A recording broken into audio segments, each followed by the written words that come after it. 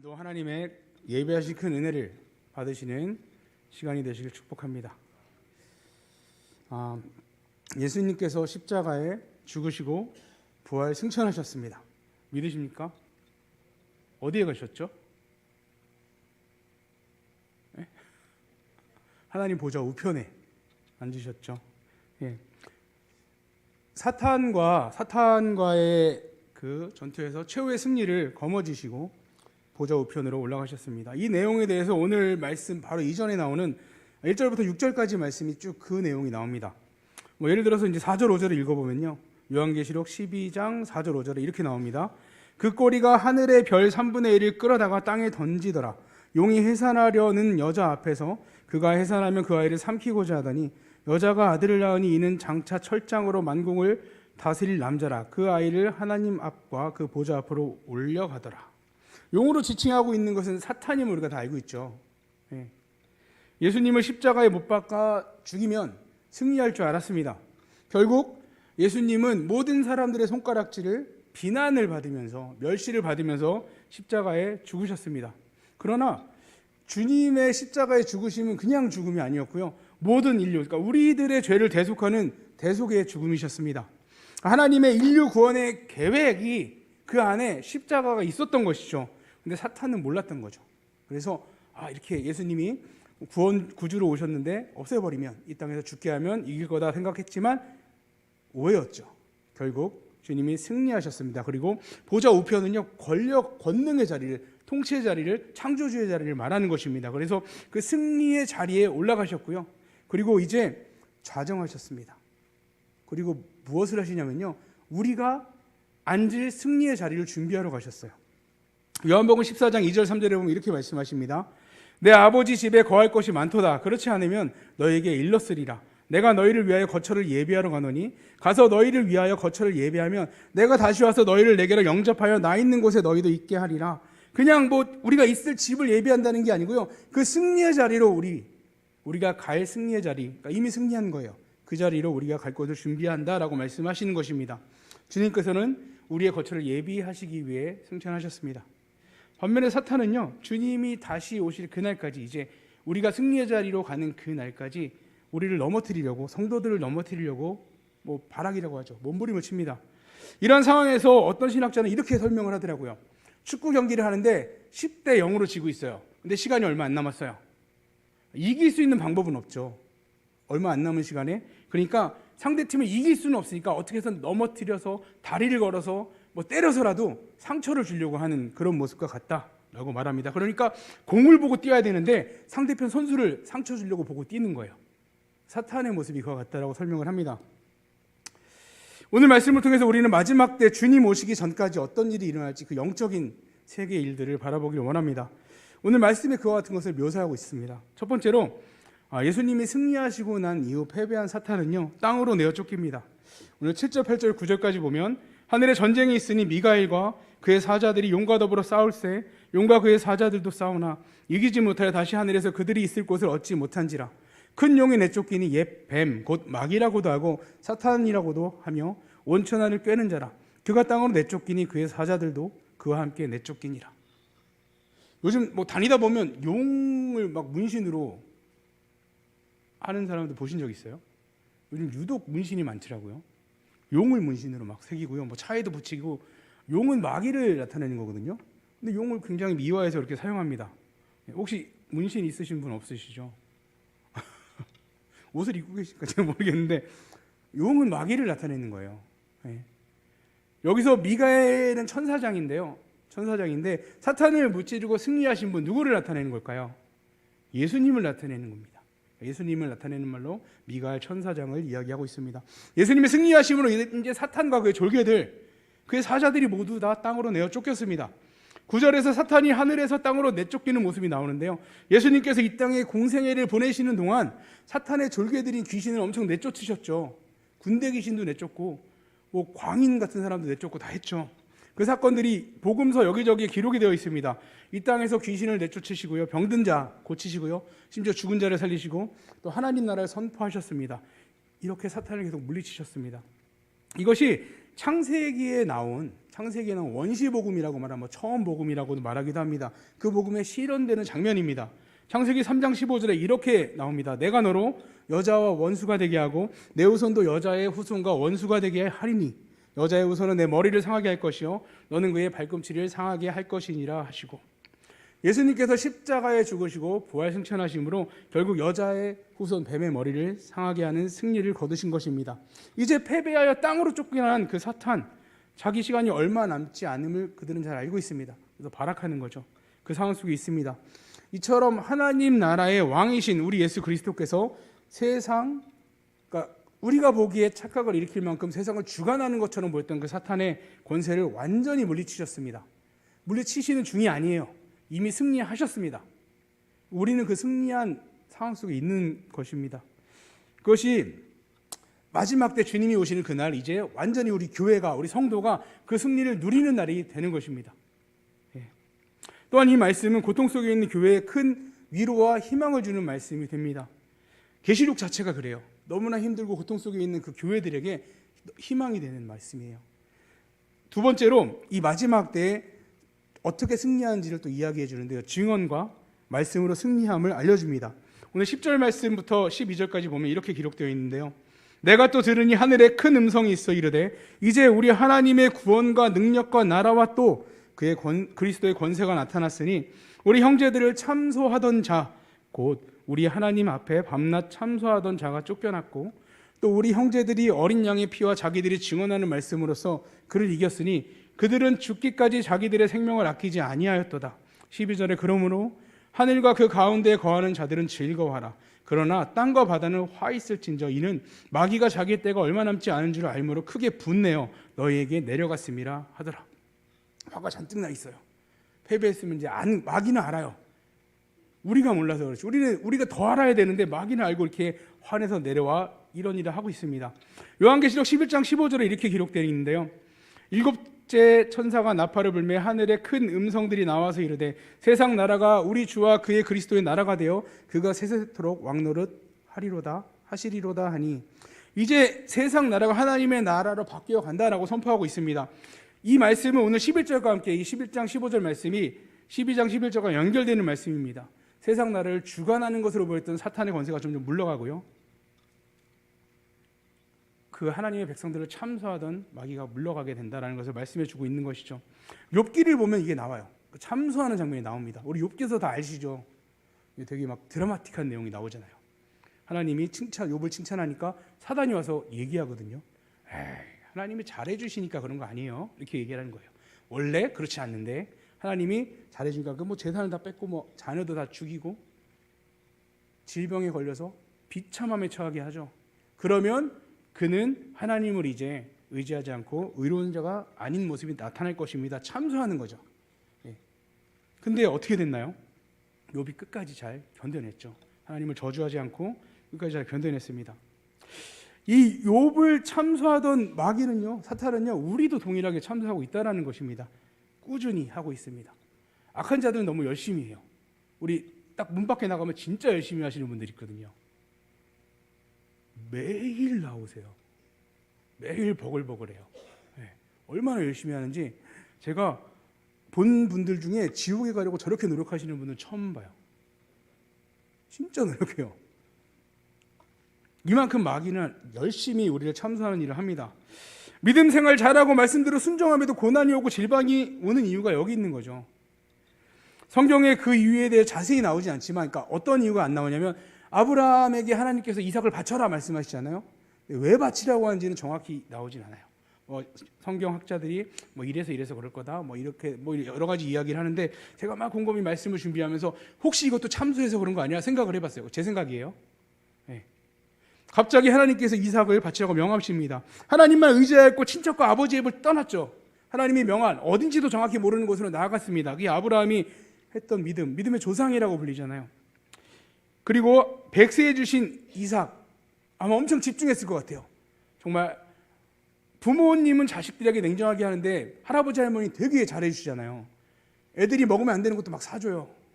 저도 할아버지 할머니한테 그런 거 얻어먹었던 기억이 나거든요. 부모님이 하지 말라고 했던 거. 근데 아마 그런 심정으로 하지 않았을까 할 정도로 자식에게 집중했던 모습을 보고 마귀가 참소하지 않았을까 생각이 든다는 거죠. 갑자기 이삭을 바치라 하십니다. 이제 그의 믿음이 예전 같지 않다. 이제 아브라함은 하나님보다 이삭을 더 소중하게 여긴다.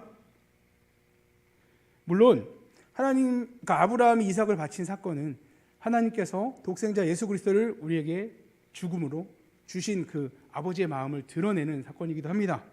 그렇지만 아브라함의 입장에서 너무나 가혹한 일이 아니었을까요?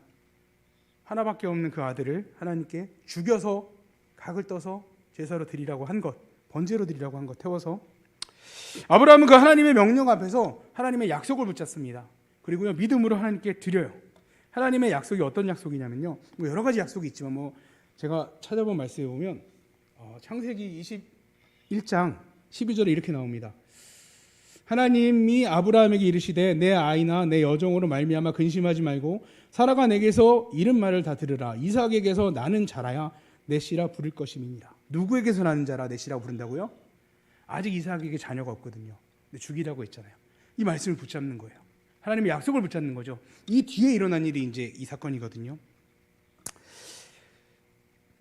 오직 사라의 태를 통해, 아브라함과 사라의 태를 통해 나온 이삭을 통해서 아브라함에게 큰 민족을 이루게 하시겠다라는 그 약속을 믿었던 것처럼 우리는 우리의 죄를 대신해서 십자가에 죽으신 주님, 그 다시 오신다는 약속을 붙잡고 나아가야 하는 것입니다. 그래야 흔들리지 않을 수 있어요.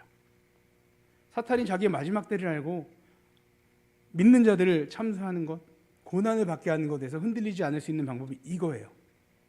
오래 신앙생활했다고 안 흔들리는 게 아니에요. 오히려 더 많이 흔들려요.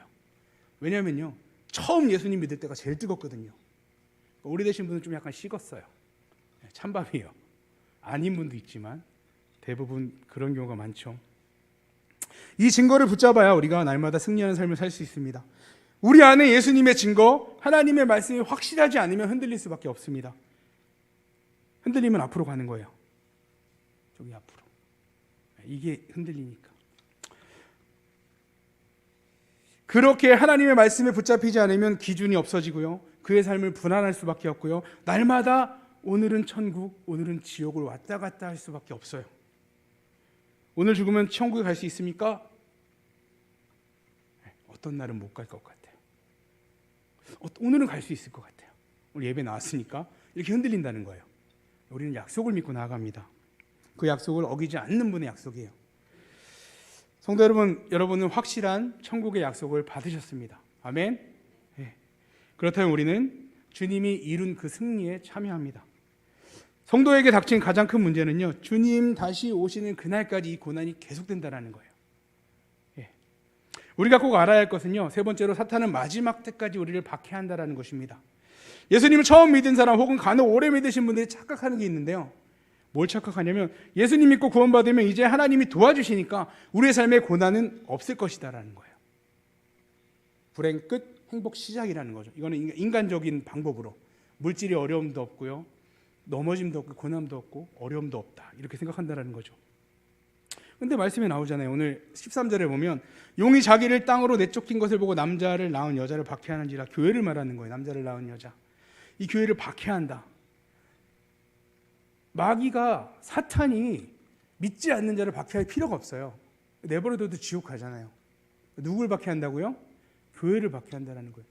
성도를 박해해요. 그러니까 예수님 믿으면 오히려 더 고난이 많아지는 게 당연한 겁니다. 예. 혹시 마귀가 나를 내버려둔다? 그게 더 근심이 되는 일이 되는 거죠.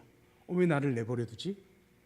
나를 박해해줘. 이렇게 더 믿음 안에 나아가야 되는 거죠. 지금 이 말씀은 우리도 듣지만 제일 먼저 들은 청중은요, 초대교회 성도들입니다. 그러니까 요한계시록의 말씀을 들은, 가장 먼저 받은 청중은 초대교회 성도들이죠. 그들은 지금 큰 고난을 겪고 있습니다. 지난번에 목사님이 말씀하셨던 것처럼 주후 64년에 그 로마의 대화재가 일어나는데요, 이에 대해서 많은 역사학자들이 네로가 미쳐가지고 어떤 공상으로 인해서 로마 시내에 불을 질렀다라고 이야기를 합니다. 정확히 네로에게 물어보진 않았으니까, 본 사람, 목격자는 없으니까 추정이라고 할 수 있죠. 어쨌든 그게 확실하게, 더 중요한 거는 소문이 퍼져버렸어요. 모든 로마의 시민들은 그렇게 알고 있어요. 네로가 했구나. 그럴 만한 사람이었던 것 같습니다. 근데 네로는 이 소문을 잠재우기 위해서 그 화살을 그리스도인들에게 돌려요. 그 전까지 그리스도인들을 핍박하긴 했지만 박해라고 말할 정도의 핍박은 아니었어요. 근데 심각한 박해가 비로소 시작이 됩니다. 당시 그리스도인들에게는 너무나 억울한 일이죠. 하지 않았잖아요. 근데 그걸로 박해를 하는 거예요. 예전에 학교 다닐 때 여기 계신 분은 뭐 저기 예솔예비 빼고는 아마 거의 다 비슷할 것 같아요. 뭐가 비슷하냐면요, 체벌이 존재했어요. 제가 뭐 자랑할 건 아니지만 고등학교 2학년 때 선생님한테 잘 맞는다고 칭찬받았어요. 엎드려 팍 부대는데 끔찍 안 하고 맞았어요. 얘처럼 맞아야지 이렇게. 그런 칭찬 받아본 적 없으시죠? 전 칭찬 받았습니다. 근데 아무 소리 안 하고 맞아요. 뭐 수업 태도가 불량하거나 뭐 졸아도 혼나서 맞고요. 어떤 날은 제가 말씀드렸지만 부부싸움에서 선생님이 부부싸움하고 출근해서 맞아요. 그날은요, 바늘 하나 떨어지는 소리까지 들릴 정도로 다들 긴장하고 있어요. 맞을까 봐. 자, 선생님께 지목돼서 앞으로 나가죠. 뭐 엎드려서 맞거나 손바닥을 맞기도 합니다. 뭐 여자 선생님 힘이 없으니까 손등을 때리시더라고요. 맞아요. 근데 대부분 반항하지 않아요. 그냥 때리는 대로 맞습니다. 뭐 문대긴 하죠. 막 아프다고. 근데 제가 유일하게 한번 반항하는 아이를 봤어요. 걔가 원래 그렇게 반항하는 애가 아니거든요. 근데 왜 반항했냐면요, 선생님이 숙제를 안 해서 5대를 때린다고 했어요. 내가 너 숙제 안 해서 5대? 근데 6대를 때린 거예요. 난리가 났어요. 선생님 5대라고 했는데 왜 6대를 때리십니까? 막 난리고 막 울고 막. 선생님이 사과를 하시더라고. 미안하다. 제가 한번 가세요. 한번. 아니 뭐 잘못한 건 맞는데 처음에 5대라고 말해놓고 6대를 때리냐는 거죠. 억울하다라는 거죠. 그만큼 자신이 잘못한 게 있어도 억울한 거는 참기 힘든 일입니다. 그런데 그리스도인들은 하지 않은 일로 이 박해를 받고 있는 것입니다. 당시 네로의 박해가 얼마나 심했는지 그 당시 상황을 재현한 그림이 있어요. 물론 그 당시에 그린 건 아니고요. 그러한 상황들을 듣고 그린 거죠. 폴란드 국립박물관에 전시되어 있는 2가지 그림인데 제가 공유할까 하는데 너무 처참해서 설명만 드리기로 했어요. 제목은 이래요. 첫 번째 그림은 디르케처럼 처형당한 그리스도인이라는 그림인데요. 어떤 그림이냐면 그리스도인 여인이 황소의 뿔에 박혀서 죽은 거를 그린 거예요. 황소가 막 달려서 뿔로 팍 박았는데 죽은 여인. 두 번째는 네로의 인간 횃불이라는 작품인데요. 기독교인들을 십자가에 매달고 그들이 불이 타기 쉽게 해놓고요. 뭐 기름을 뿌리든 해놓고 밤새 거기에 불을 붙여서 이 로마 시내를 횃불처럼 타오르게 하는 장면. 그림으로 그려놓은 게 있어요. 그리스도인들은 이런 박해 속에서, 이런 상황 속에서 절망할 수밖에 없죠. 우리는 왜 이렇게 고통을 당해야 되지? 우리는 이렇게 왜 고난을 당해야 되지? 우리가 하지 않은 건데? 그런 상황에서 이 요한 사도에게 하나님께서 이 환상을 보여주신 거예요. 그리고 게으르시록을 적게 하고 이것을 편지로 보여주게 했어요. 그들이 이해할 수 없게 당했던 박해의 이유를 알려주신 거죠. 왜 그렇게 됐는지 깨닫게 해주신 거예요.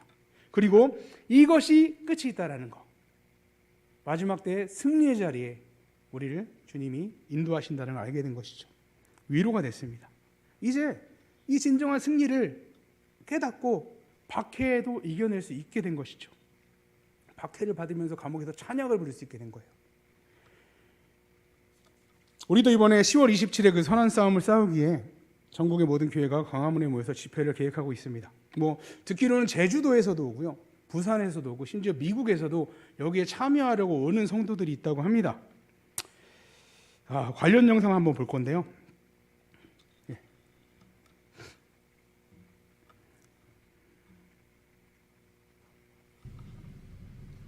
Remember this portion of the story of God as it is written in the book we love, 2 Corinthians chapter 8, verses 7 through 15 from the Inclusive Bible Translation. That just as you are rich in every respect in faith, this is the word of God for the entire world. Thanks be to God.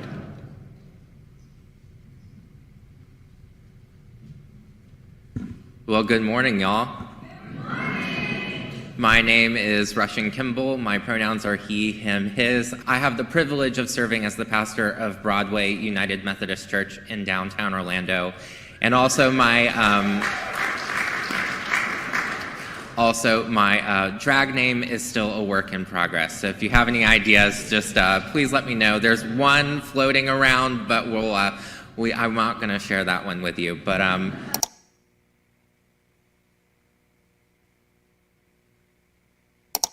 And I need to say thank you to Amanda Rose for doing my makeup this morning, because you do not want to see what it would look like if I did it.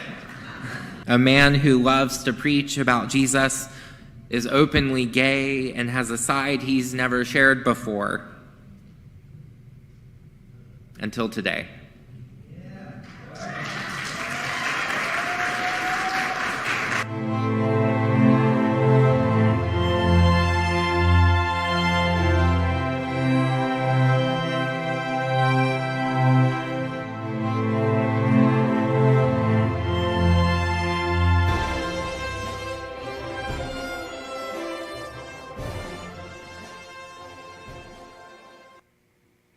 혼란스러우시죠? 이게 뭔지. 저는 나중에 이제 게이인데 목사가 된 사람이 나와서 설교를 하는 건데 굳이 화장을 저렇게 하고 나와야 되는지도 궁금하고, 저는 처음에 깜짝 놀란 게 앞에 얘기하시는 분이 남자인지 여자인지도 정확히 모르겠어요. 덩치가 나만한 것 같은데, 저만한 것 같은데 문신을 새기고 강단에 서서 지금 설교를 하려고 하는 거거든요. 차별금지법이 통과된 나라들이 이제 저런 일이 지금 진행되고 있습니다. 그리고 자기가 게이고 동성애를 하는 것은 하나님이 용납하신다. 왜냐하면 하나님은 사랑이시기 때문에. 그렇게 얘기를 하고 있거든요.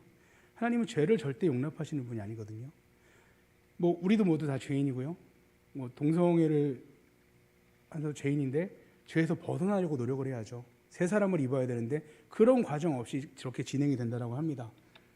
참 교회가 혼란스럽습니다. 이렇게까지 해야 될까 싶을 정도인데요. 이것이 하나님의 말씀을 진정으로 선포하는 자리라 할 수 있을까요? 제가 술이 취해 나와서 이제 설교를 하는 거예요. 술 먹었다고 교회 못 옵니까? 이제 코 빨개 가지고. 그럴 수 없죠. 말이 안 되는 거죠. 먹는다는 게 아니고요. 예를 드린 겁니다. 성도 여러분, 지금까지 우리 교회는요, 특별히 한국 교회는 이 거룩을 위해서 피나는 싸움을 했습니다. 한국 교회 초창기에는요, 술과 담배를 금하지 않았어요. 다 했어요. 근데 1890년대를 거치면서 이게 거룩한 성도의 생활에 걸림돌이 된다는 것을 깨닫고 이제 교회에서 그걸 몰아냈죠. 이것만 몰아낸 게 아니고 도박을 몰아냈고요. 그리고 첩을 두는 것, 성도가 첩을 두는 것도 몰아냈어요. 비합리적이고 비성경적인 미신도 교회에서 몰아냈습니다. 거룩해지기 위해서 이렇게 노력을 한 거죠. 또 하루의 시작을 새벽에 하나님께 나와 기도하는 것, 한국 교회의 특별한 거룩의 문화입니다. 다른 데 없고요. 대부분 어디에 있냐면 한국에서 파송한 선교사님들이 있는 지역에 이 새벽 예배를 드리고 있어요.